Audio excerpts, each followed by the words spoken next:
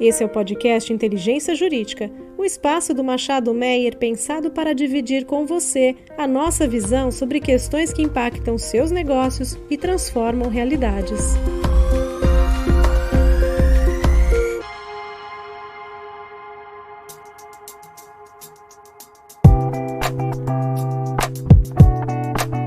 Olá, sejam bem-vindos a mais um episódio da nossa série Transição Energética do nosso podcast Inteligência Jurídica. Hoje estou novamente com a minha sócia Ana Karina. Tudo bem, Ana? Como vai, Daniel? Prazer estar aqui de novo com vocês. E hoje temos um grande prazer em receber a Clarissa Lins. A Clarissa, eu vou falar só metade da biografia dela. Ela é sócia fundadora da Catavento Consultoria, conselheira do SEBRE e muito atuante, na verdade, em conselhos. Hoje ela está no conselho da ArcelorMittal, da Votorantim Cimentos, da Vibra e participa também até de outros comitês, principalmente ligados à sustentabilidade. Muito legal ter você aqui, Clarissa. Prazer estar com vocês, Daniel, Ana Karina, e muito obrigada pelo convite para participar desse podcast do Machado Meyer.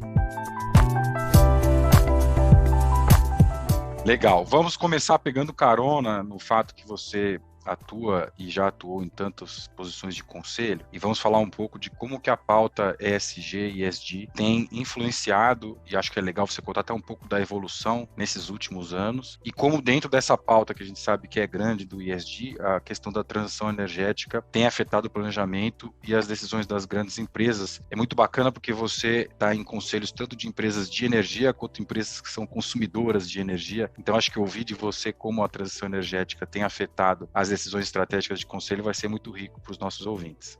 Daniel, muito obrigada pela pergunta, que trata de um dos temas que me é mais caro, né, que é o da transição energética e como a gente leva isso, de fato, para a tomada de decisão das empresas. Antes de falar mais especificamente disso e respondendo a sua primeira pergunta, como eu tenho visto a evolução da ESG na agenda dos negócios, eu tenho visto de modo muito positivo, Daniel. Eu acho que a gente tem uma evolução com relação ao entendimento do que, de fato, se aborda quando se fala da temática ESG. E eu acho que os principais executivos da empresa, os chamados C-Level, têm hoje um nível de conhecimento e de maturidade com relação ao tema muito superior ao que existia 5, 10 anos atrás. Então, os receios de tratar de algo desconhecido, de tratar de algo que, porventura, não pudesse ser mensurado, eu acho que esse receio já ficou para trás. E o que há hoje é uma vontade, eu acho que genuína, de entender de fato do que se trata, do que é mais relevante para cada empresa e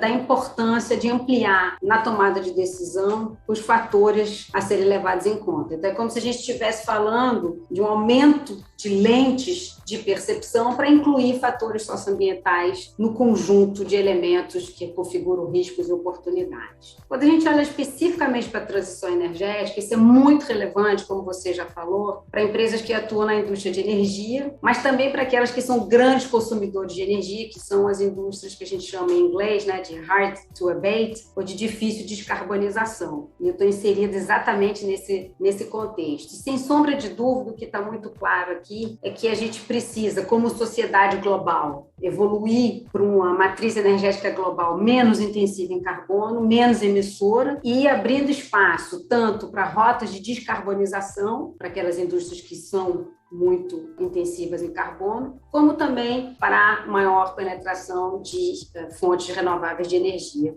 a partir de desenvolvimentos tecnológicos. Então, tem, de fato, um mundo de oportunidade quando a gente fala de transição energética, sem esquecer de um trabalho importante, identificação dos riscos climáticos que começam a ficar cada vez mais evidentes e que ajudam a fazer com que o processo de tomada de decisão tenha uma mensuração financeira mais clara, atrelada a ele. Então, para começar essa conversa, Daniel, era um pouco isso que eu queria compartilhar aí com você. Legal, muito interessante. Acho que vou pegar carona em algumas das coisas que você falou sobre as lentes que estão ficando à frente do C-Level e também os riscos, para mudar um pouquinho ainda na transição e falar de riscos, né, relacionados ao conflito Rússia e Ucrânia. A gente sabe que esse é um conflito difícil de dar opinião, porque ele ainda nem sabemos se está no meio, no começo, mas certamente não está no final.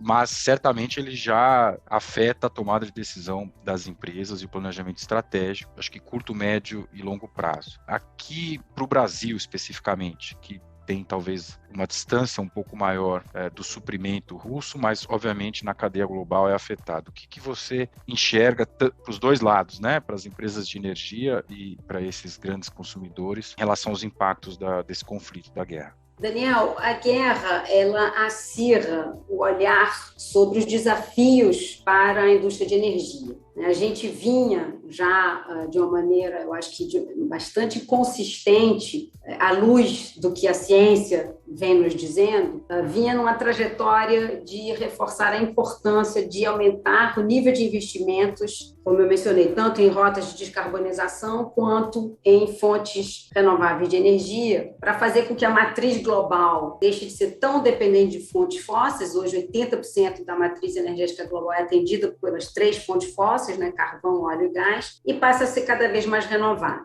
O grande desafio posto, então, antes da guerra, era qual é o melhor ritmo, qual é o volume de investimento que se requer, quando é que, de fato, vai se dar a virada de chave da gente poder produzir em escala e de uma maneira comercialmente rentável as rotas menos intensivas em carbono e as energias renováveis. Como é que a intermitência das renováveis se configura numa nova matriz energética global? Essas eram as questões postas no mundo quando a guerra chega. Sendo que numa das regiões principal consumidor de energia, a Europa, o mundo da energia já estava em ebulição por um reflexo de um aumento de demanda por energia pós-Covid, enfrentando um aumento da oferta não tão em grau menor e estoques muito baixos. Então, o que a guerra nos mostra, ilustra, é que, embora a direção da transição energética, globalmente falando, esteja dada e clara, eu não posso abrir mão do aspecto da segurança energética.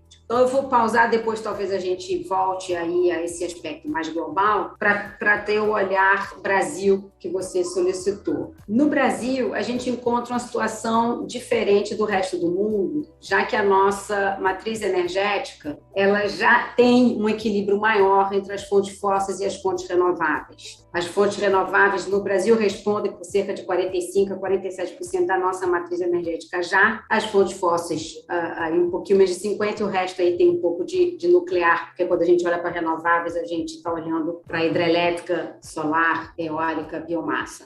Então, o que no Brasil, como é que essa crise chega? Como já é amplamente debatido, a gente está falando de um mercado que trada commodities que são comercializadas globalmente e cujo preço é fixado globalmente. Então, o primeiro impacto é o impacto de preço. Assim como no resto do mundo, a gente tem visto no Brasil aumento da cotação dos derivados de energia fóssil. Então, gasolina, diesel, gás, que são preços, que são commodities tradadas globalmente, e óleo cru. Hoje o Brasil ele é exportador líquido de óleo cru e importador líquido de derivados de petróleo. Então a gente tem um efeito preço imediato, as nossas exportações se beneficiarão, né, entre aspas, se é que a gente pode falar de um benefício oriundo de um conflito como esse, mas serão, enfim, agraciadas com preços mais elevados de óleo cru, e os nossos derivados terão seus preços também majorados em função das cotações internacionais. O primeiro efeito é preço. A gente não está sujeito na Europa, como a Europa está, a uma potencial escassez de gás ou potencial aumento em excesso de gás. O mercado de gás no Brasil ainda não é um mercado pujante, né?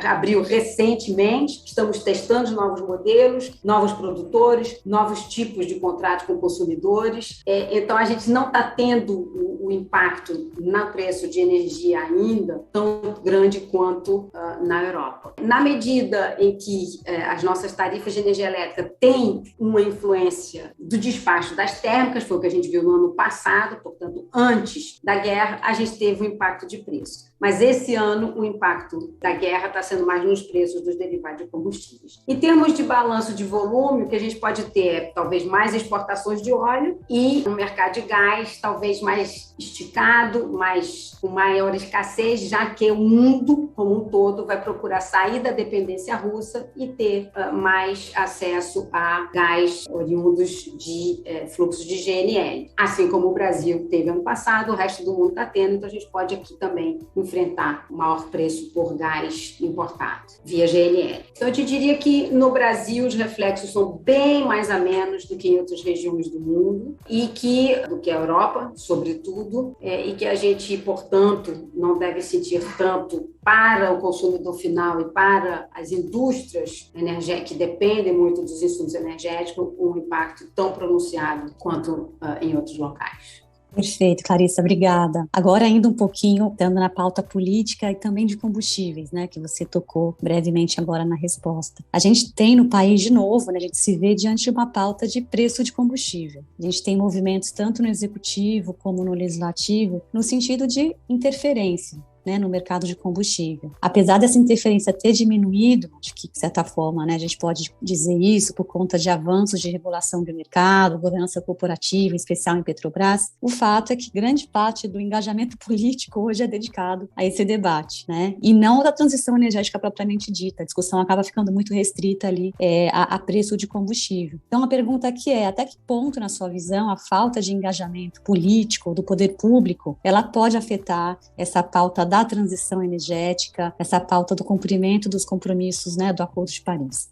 Ana Karina, obrigada pela sua pergunta, que de fato joga luz sobre um tema extremamente importante, que é qual é o debate mais relevante, né, para o Brasil no curto e no médio prazo. No curto prazo, à medida em que de fato a gente tem aí um impacto inflacionário oriundo das commodities e dos preços dos energéticos, acho que é compreensível que a população se preocupe, né, com isso e que isso vire tema de debate político. O que eu acho que o que eu gostaria de chamar a atenção é que a gente deveria tratar isso, obviamente, em termos muito mais técnicos do que políticos e explicar para a população por que, de fato, o preço dos combustíveis seguem a lógica de paridade de importação, porque somos importadores líquidos. Se as empresas não praticarem preços de mercado, há um risco de desabastecimento. Essa é a razão clara, aliada ao fato de que a Petrobras não é a única produtora. Hoje, a depender do combustível, a Petrobras responde por 50% apenas do mercado, né? E não 70%, 80%, 90%. Então, esse é um dado. Se isso tira, digamos assim, o foco da atenção para a transição energética, dado que a gente tem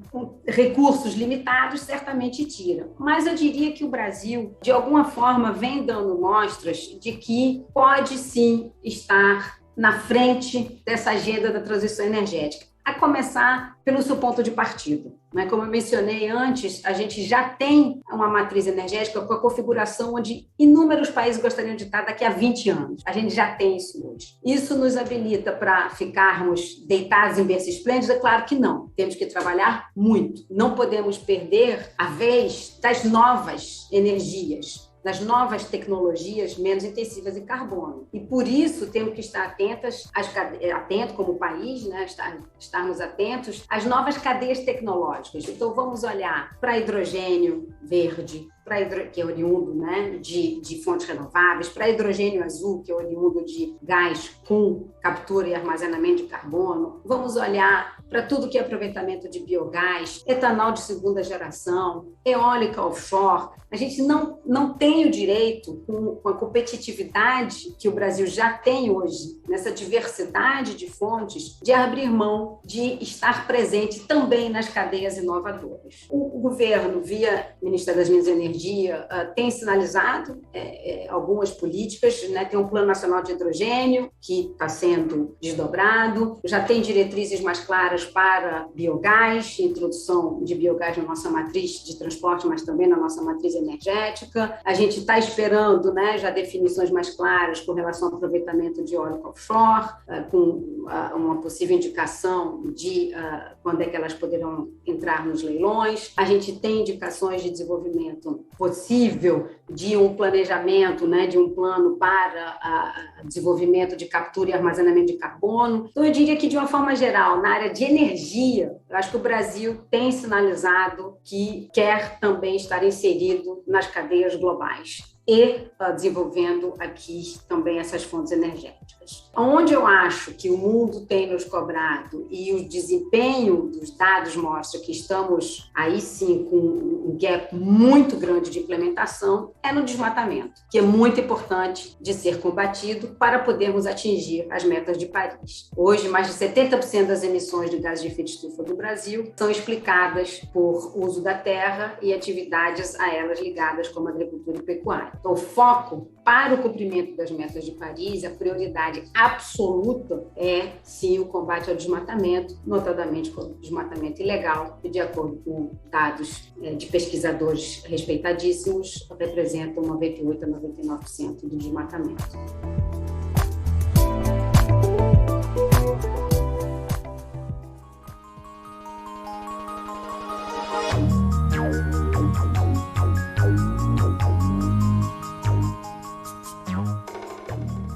Aproveitando o gancho do desmatamento, Clarissa, e tirando de lado essa questão política, enfim, você falou bastante de mercado, de inovação. Na tua visão, quais são os maiores desafios do Brasil hoje para avançar na transição energética? Né? Falando um pouquinho de mercado, de eventuais gaps regulatórios, qual você entende que é o caminho para nós continuarmos liderando e aproveitar essa vantagem comparativa que a gente tem, né, mundialmente, como você comentou? Olha, a gente já tem como, enfim, pegando o gancho aí que você coloca na sua pergunta, a gente já tem muito claramente mapeado as nossas vantagens competitivas e comparativas, né? Como torná-las, de fato, vantagens competitivas no médio e longo prazo. A partir do planejamento feito pela Empresa de Política Energética, ou de Planejamento Energético, eu sempre esqueci, feito pela EPE, a gente pode sim e deve criar um ambiente de negócios saudável, previsível, juridicamente estável, para poder atrair os investimentos necessários,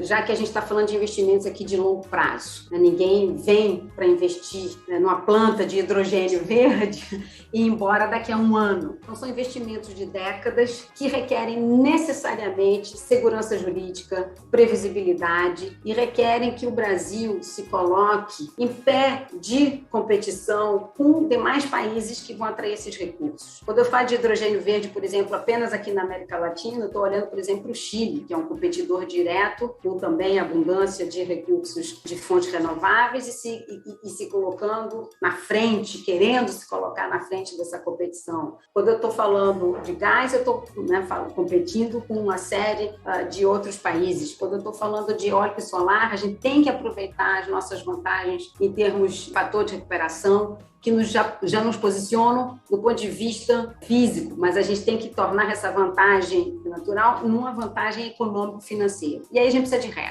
de regras estáveis. A gente não precisa de subsídios, não é disso que eu estou falando, né? O orçamento fiscal não faz sentido alocar recursos fiscais para isso, mas eu preciso de regras claras, eu preciso, no caso de hidrogênio, trabalhar em certificação que permitam que as nossas fontes renováveis sejam reconhecidas como tal e integrar cadeias globais. Eu preciso ser visto como um local que atrai inovação, onde os investimentos podem, de fato, se reverter podem fazer com que os recursos naturais se revertam em riqueza, onde eu tenho pessoas qualificadas, mão de obra, pesquisa, e a gente tem isso tudo. Mas a gente precisa mostrar que a gente tem isso tudo de uma maneira suave, duradoura, independente de vontades políticas, e sim por ser a indústria de energia um locus de atração seguro de investimentos em âmbito global. Clarissa, acho que estamos chegando no finalzinho, mas eu não posso deixar de tocar. Você falou agora na inovação e na indústria global para atrair os investimentos. E a gente, algumas vezes aqui no nosso podcast, na nossa série de transição energética, fala muito de a tecnologia, né? Você mencionou o hidrogênio, tem questão de armazenamento, estocagem, captura de carbono, e a gente sabe que existe dinheiro no mundo disponível para investir em tecnologia no âmbito da transição energética. Mas como que o Brasil consegue atrair esse investimento? Como que a gente vai poder ter uma liderança? Porque, obviamente, a gente tem os projetos, a gente sabe que a tecnologia vai ser aplicada aqui, mas como a gente pode fazer os desafios e oportunidades que a gente tem para também ser o local onde vão ser desenvolvidas essas tecnologias que vão mudar o mundo? Daniel, eu vou fazer uma analogia com a indústria de óleo e gás, que é uma indústria que eu conheço bem, né? Quando a gente abriu a indústria, a lei do petróleo, em 98, 99, eu trabalhava na Petrobras, né? Eu fui lá na gestão do Felipe Raistu, era head de estratégia, e o que a gente justamente percebeu é que quando a empresa tem competitividade naquela atividade, a abertura à concorrência só a torna mais produtiva, mais competitiva ainda, mais inovadora e a beneficia e acaba beneficiando a sociedade brasileira como um todo. A gente também viu quando houve uma mudança de regras na própria indústria e que se interrompeu todo o processo regular de leilão, portanto, de atração de recursos globais para a indústria de óleo e gás, você teve uma perda de competitividade, perda de produtividade e o Brasil ficou muito limitado no crescimento na época da indústria de óleo e gás por ocasião. Então, fazendo a analogia com esse momento que a gente já viveu na indústria, o que eu diria é para a gente abrir a nossa economia. De fato, e aí, para poder abrir, tornar-se um player global e atraente, eu preciso ter regras claras e regras previsíveis, com segurança jurídica, né? Estou aqui na Casa dos Advogados, então vocês entendem muito bem disso, e com clareza de regras para que os modelos de negócios que estão se formando, né? Novas parcerias, novas alianças, atração de cadeia de fornecedor, atração de cliente que enxergue no Brasil, né? Se você pegar as indústrias hard to abate, como a gente mencionou, que forneçam o off-take necessário, porque tenha certeza que aqui haverá as condições econômico-financeiras, desenvolvimento competitivo daquelas tecnologias, sem proteção, sem subsídio, mas com abertura, com muita parceria entre indústria e academia. Eu tenho conversado muito com os centros acadêmicos brasileiros e a gente tem uma excelência de conhecimento ímpar também nessa área.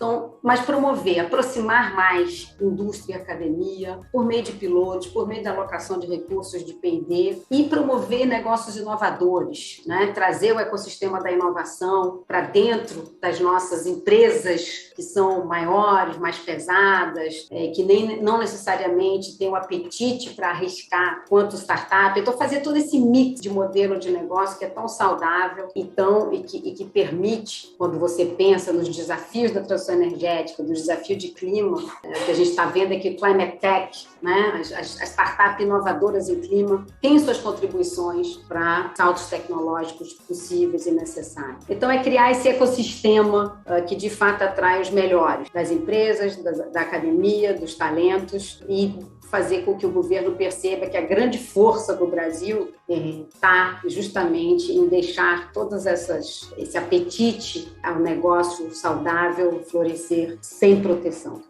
Muito bom, Clarice. Acho que agora, sim, encerramos com chave de ouro aqui a nossa conversa. Obrigada pela sua disponibilidade. A gente tem uma última pergunta e aí fica à vontade para comentar ou, enfim, lançar o seu olhar como você achar melhor, que é essa pergunta sobre diversidade e inclusão, né? Você certamente é um expoente, né, no mundo, nessa indústria de energia e, enfim, sendo uma profissional, sendo mulher, enfim, tendo participação em vários conselhos de administração. Então, certamente você é um exemplo para muitas mulheres aí no mercado, né? Então, minha pergunta é se você, enfim, o que você deixa aí de conselho, ou de lição, ou de percepção sobre essa diversidade nos conselhos, enfim, fica à vontade, por favor, para comentar conforme você achar mais propício aqui. Obrigada, Ana Karina e Daniel, de novo pela oportunidade dessa conversa no podcast de vocês. O que eu gostaria de deixar de mensagem é que há espaço para gente talentosa, como a gente, né? Eu acho que as mulheres têm, de fato, conquistado mais evidência, conquistado mais espaço a partir do seu talento, a partir da sua dedicação. Então, eu acho que eu sempre falo com as mais jovens que trabalham comigo e com quem eu convivo: acredite em você, estude, contribua com o que você tem de melhor e não tenha medo de ocupar seu espaço. Esse espaço, ele pode ser ocupado, ele deve ser ocupado e a gente ganha o respeito dos nossos pares sempre que a gente contribui de uma maneira séria, comprometida, buscando diálogo, né, e não se impondo pela força, mas sim pelo diálogo. E as mulheres têm todas as competências necessárias para ocupar esse espaço que é delas também. Então, não tenham medo. Legal.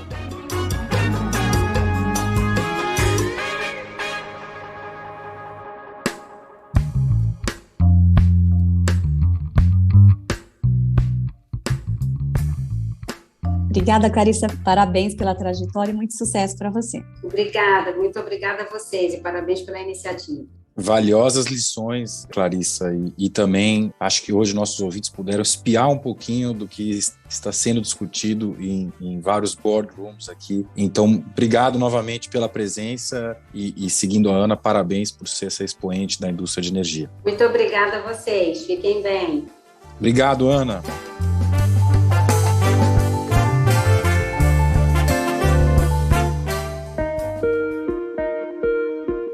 Você ouviu o podcast Inteligência Jurídica, o espaço de encontro para dividirmos com você a nossa visão sobre as questões que impactam os seus negócios.